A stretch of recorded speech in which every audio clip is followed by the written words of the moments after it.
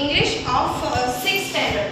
सो आज हम 6th standard का इंग्लिश पढ़ेंगे। चैप्टर है हमारा फर्स्ट एंड चैप्टर नेम है what is a tap. What is a tap? So open your text book, page number 7 और चैप्टर नंबर फर्स्ट।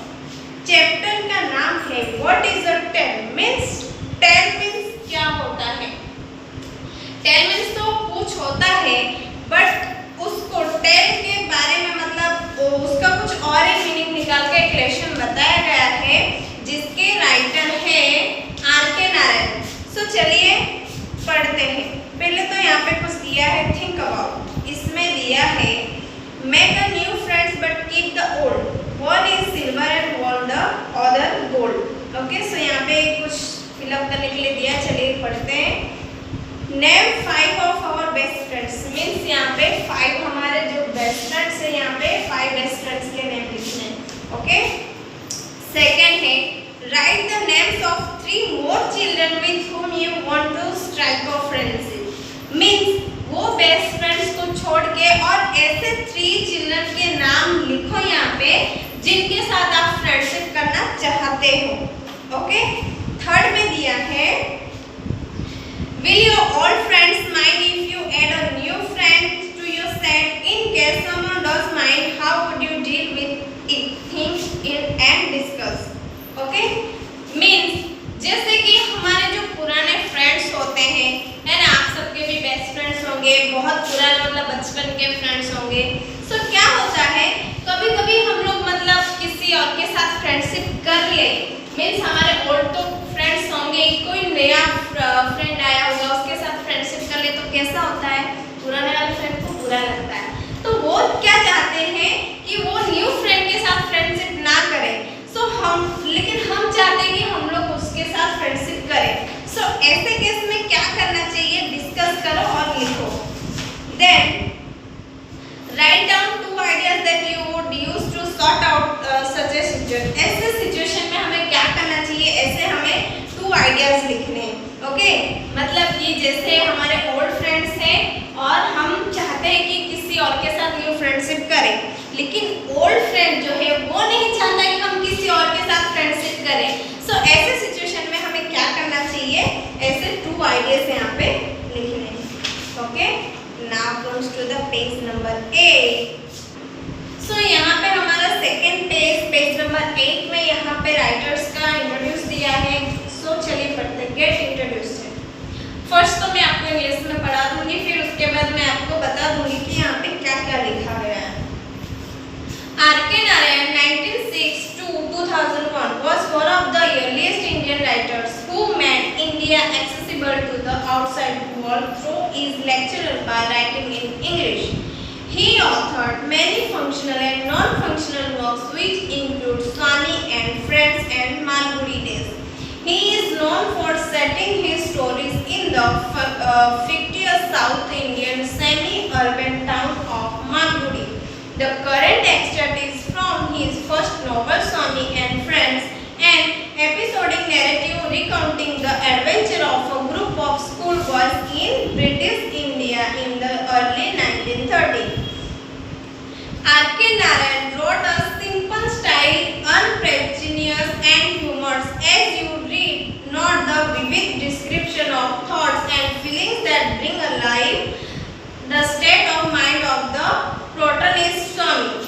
So यहाँ पे क्या बताया गया, ये जो राइटर है आर.के. नारायण, वो 1906 में जन्म हुए थे और उनकी डेथ हुई थी 2001 में। वो बहुत ही अच्छे ऑथर थे और राइटर भी थे। And India accessible to the outside world through his lecturer by writing in English. मतलब वो बहुत ही अच्छे लेक्चरर भी थे और इंडिया को बहुत ही एक्सेसिबल बना दिए थे, क्योंकि वो जो भी लेक्चर देते थे या कुछ भी लिखते थे तो इंग्लिश में ही लिखते थे। इसके लिए वो इंडिया को बहुत ही एक्सेसिबल बना दिए थे। और ये जो मालगुडी की बात बताई गई है, ये साउथ में हुई, मतलब बहुत पहले हुई थी। जमाना था जिसको मालगुडी बोलते हैं। इसके मतलब एक्टिव भी किया गया, उसको सीरियल्स भी बनाए गए हैं, उसके स्टोरीज भी लिखे गए हैं। ओके, तो वो बहुत ही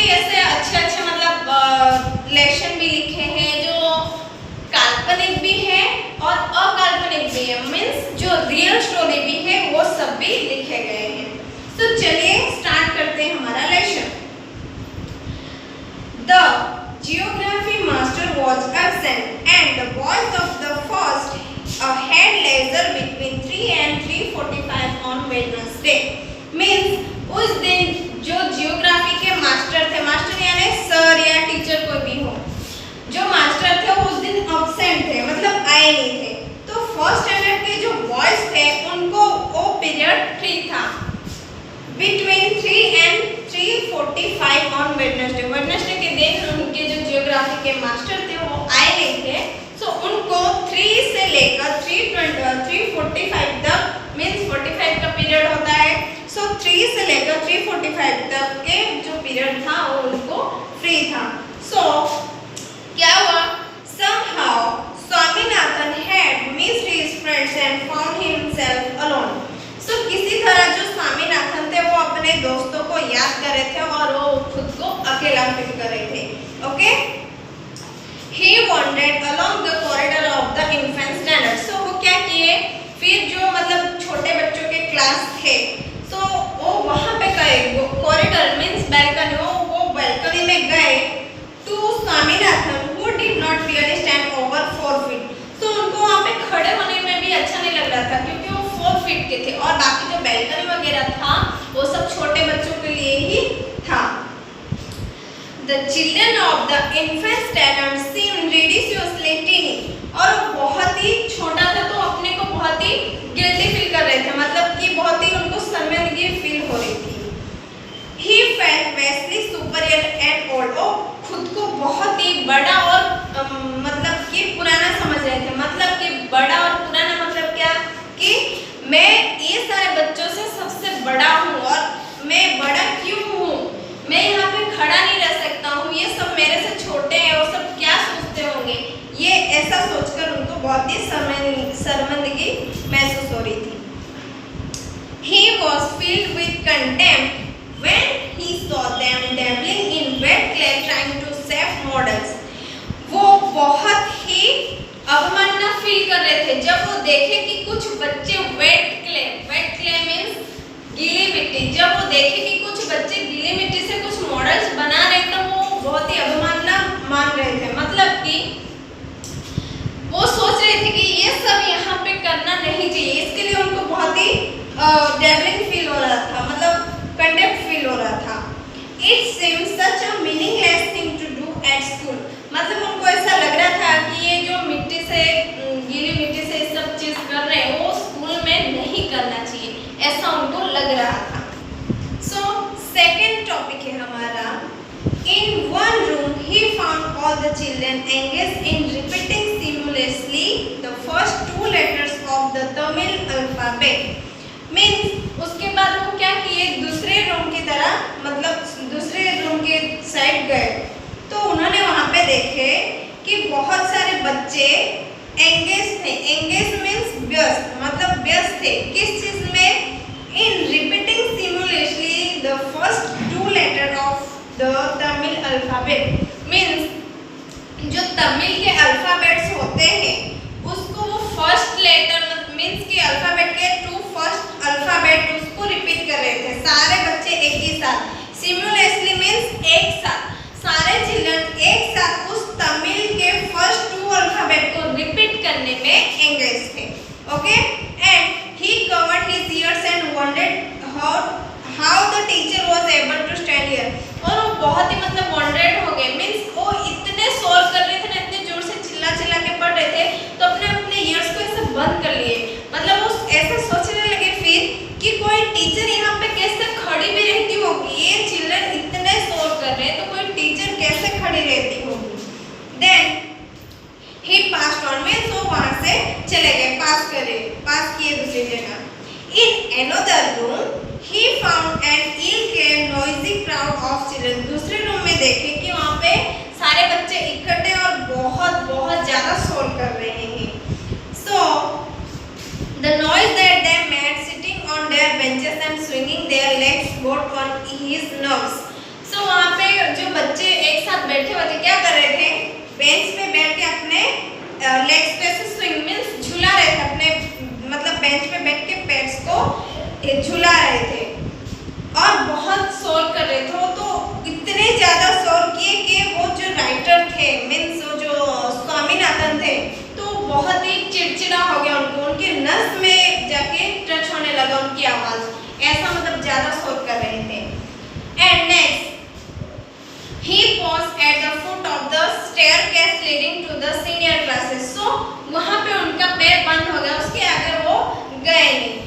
फिर the second and the third forms, फिर उसके बाद वो second और third form में गए।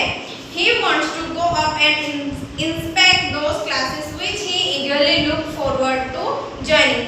फिर उसके बाद उनको वो क्लास मिला जो बेसब्री से इंतजार कर रहे थे वो क्लास में ज्वाइन करने के लिए।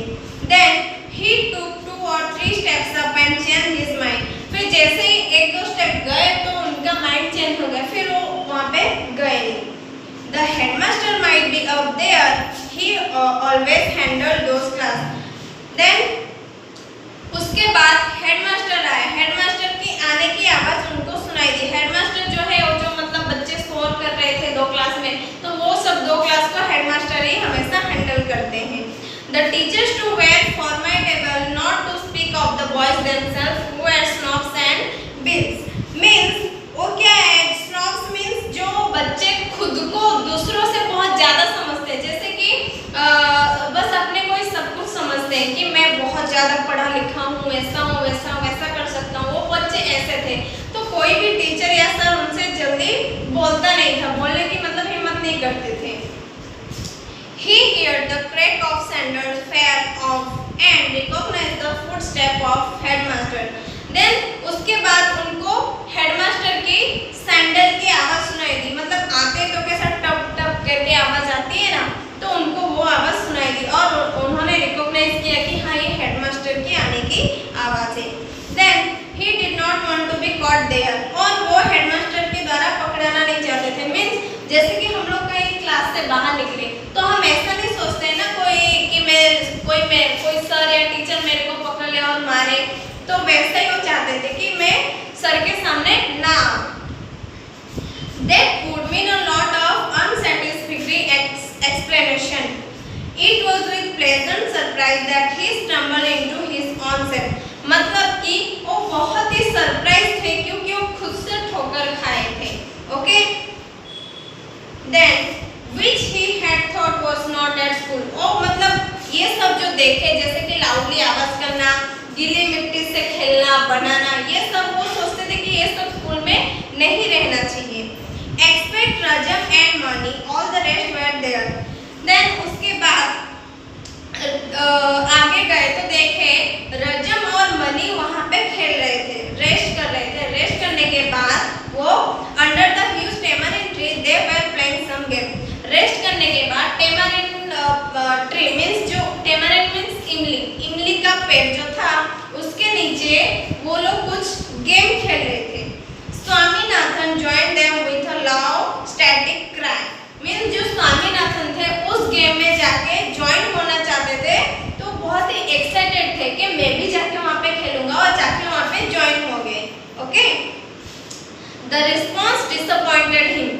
जब वो जाके वो खेल में मतलब कि रजम एंड मानी जो गेम खेल रहे थे वहाँ पे जाके जो ज्वाइन हुए, उसके बाद जो उनको रिस्पॉन्स मिला तो उससे बहुत ही डिसअपॉइंटेड हो गए। मतलब उनको रिस्पॉन्स क्या मिला? जब वो जाके वहाँ पे खेले तो बच्चे क्या किए? They turned their faces to him with a faint smile and returned to their game. जब वो स्वामीनाथन उनके साथ खेलने गए ना, तब बाकी सारे चिल्ड्रन क्या किए? उनके फेस मतलब अजीब सा बना लिए, मतलब वो चाहते नहीं थे स्वामीनाथन के साथ खेले, उनका फेस दूसरी जगह घुमा लिए, फिर वो लोग दूसरी जगह जाके अपना गेम चालू रखे, मतलब वो स्वामीनाथन को उसमें ज्वाइन नहीं किए। What surprised Swaminathan most was that even the genial Somu was grim. Something seemed to be wrong somewhere. तो स्वामीनाथन सोचने लगे कि यहाँ पे कुछ शायद wrong है। Swaminathan assumed an easy tone and shout, "Boys, what about little place for me in the game?" So Swaminathan जो क्या किए उसको मतलब ऐसा सोचे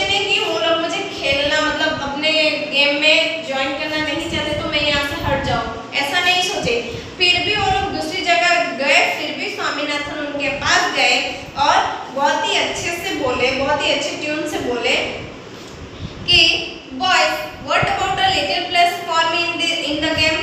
बॉयज क्या मेरे लिए यहाँ पे छोटी सी जगह मिलेगी आप लोग के गेम में जो आप लोग खेल रहे हो, क्या मुझे भी शामिल कर सकते हो? Nobody answered this। तो ऐसा जब स्वामीनाथन बोले उसका आंसर किसी ने नहीं दिया। इतने सारे चिल्ड्रन खेल रहे थे, उनका आंसर किसी एक ने भी नहीं दिया। Then Swaminathan paused and then announced that he was waiting for a place। जब उसका मतलब स्वामीनाथन ऐसा पूछे कि मैं यहाँ पे खेल सकता हूँ, यहाँ पे मेरे लिए जगह बन सकती है, तो किसी ने उनका आंसर नहीं दिया। फिर उन्होंने क्या किया, अपने आंसर को वेट करते रहे और ये होप लेके रहे कि काश मेरे मतलब कोई हाँ बोल दे कि आ जाओ हमारे साथ खेलने के लिए शामिल हो जाओ। वो अभी तक वेट करते रहे, लेकिन किसी ने उनको खेल में शामिल होने के लिए नहीं बुलाया। ओके चिल्ड्रन, सो आज हम यहीं तक पढ़ेंगे। आपको घर पे ये रिपीट करना है, फिर से इसको पढ़ना है, उसमें क्या मैंने बोला वो फिर से समझना है। सो आगे जो है हमारा वो हम नेक्स्ट वीडियो में पढ़ेंगे। ओके, सो आज आप लोग का ये होमवर्क है कि यहाँ पे वर्ड्स और उसके मीनिंग्स दिए गए हैं। आपको ये वर्ड्स और उसके मीनिंग्स लिखने हैं एंड ऐसे 5 क्वेश्चन आपको खुद से बनाने हैं। जैसे कि मैंने इतना पढ़ाई तो आपको खुद से क्वेश्चन बनाना है। For example the geography master was absent, यहाँ पे ये लिखा हुआ है तो उसका क्वेश्चन बनाना है हु वॉज एब्सेंट। जैसे कि for example the geography master was absent, तो उसका क्वेश्चन आएगा हु वॉज एब्सेंट। ओके, ये अपने मन से खुद से क्वेश्चन लिखे, उसका आंसर क्या आएगा, हु वाज एब्सेंट का आंसर क्या आएगा, द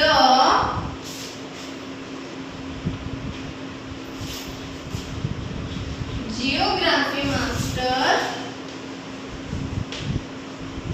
वाज एब्सेंट।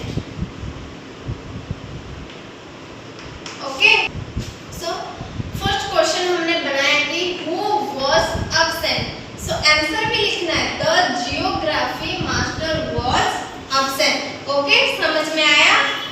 फिर से आपको बताती हूँ, मैंने जो ये पेज पढ़ा है, जहाँ तक मैंने पढ़ा है वहाँ तक आपको फिर से पढ़ना और वहीं से आपको 5 क्वेश्चन अपने खुद से बनाना है। ओके, एक तो मैंने आपके लिए लिख ही दिया है, उसके अलावा आपको 5 और क्वेश्चंस बनाने हैं और ये जो वर्ड मीनिंग है वो भी आपको लिखने हैं। ओके, सो इसके बाद जो लेसन है मैं आपको नेक्स्ट वीडियो में बताऊंगी। So next